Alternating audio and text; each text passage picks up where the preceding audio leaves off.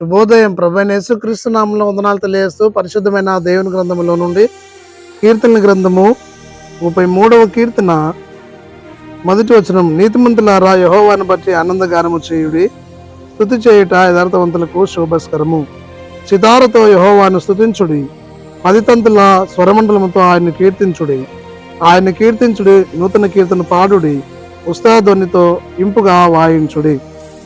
ప్రార్థన చేసుకుందాం. పరిశుద్ధుల ప్రేమ కలిగిన తండ్రి, వందనాలు స్తోత్రాలు చెల్లిస్తూ వాక్యం ధ్యానిస్తున్నగా మీ సన్నిధి మాతో ఉంచి నడిపించి దీవించి ఆశీర్వదించమని యేసు నామంలో ప్రార్థించడానికి వేడుకొంచున్నాము తండ్రి, ఆమేన్.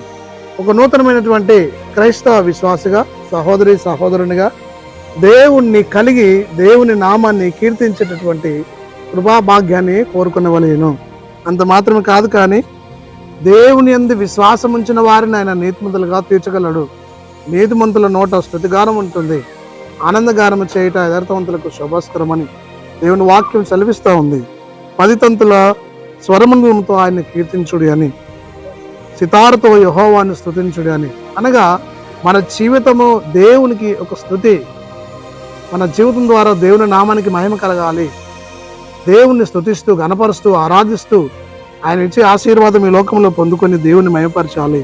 10 తంతుల స్వరమండలముతో ఆయన్ని కీర్తించుడి, ఆయన గూర్చి నూతన కీర్తన పాడుడి.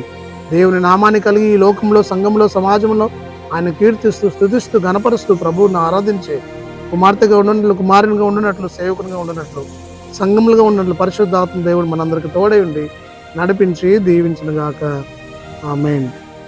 మహోన్నతుడు ఆ స్తుతి స్తోత్రాలు చెల్లిస్తూ వాక్యము ధ్యానిస్తుండగా మీ సన్నిధి మాతో ఉంచి నడిపించుందుకై మహిమ ఘనత ప్రభావం ఆరోపిస్తూ యేసు నామంలో ప్రార్థించడానికి వేడుకొంచున్నాం తండ్రి, ఆమేన్. తండ్రి, కుమార, పరిశుద్ధాత్మ త్రియేక దేవుడు సదాకాలం తోడేయండి, దీవించి ఆశీర్వదించునుగాక, ఆమేన్.